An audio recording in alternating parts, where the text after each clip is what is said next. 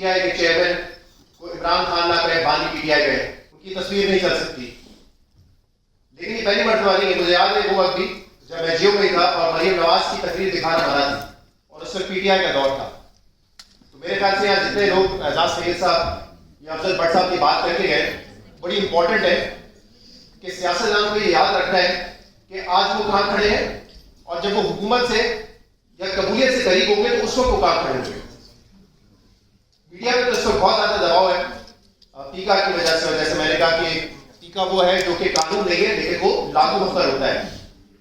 لیکن جب بھی میں بہت زیادہ مایوس ہوتا ہوں اس چیز سے کہ میڈیا کا فریڈم آف اسپیچ کا اس ملک میں کیا حال کر دیا ہے، تو ہماری جیو کی کھڑکی سے میں دیکھتا ہوں سپریم کورٹ کی طرف، تو مجھے اطمینان بھی ہوتا ہے اور خوف بھی آتا ہے.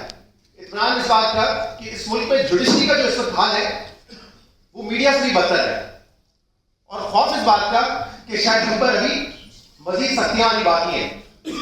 مطلب آپ یہ سوچیں کہ جس ملک میں سپریم کورٹ کے بینچز سیاستدان پارلیمنٹیرینز اور ایگزیکٹو مل کے بنا رہے ہیں.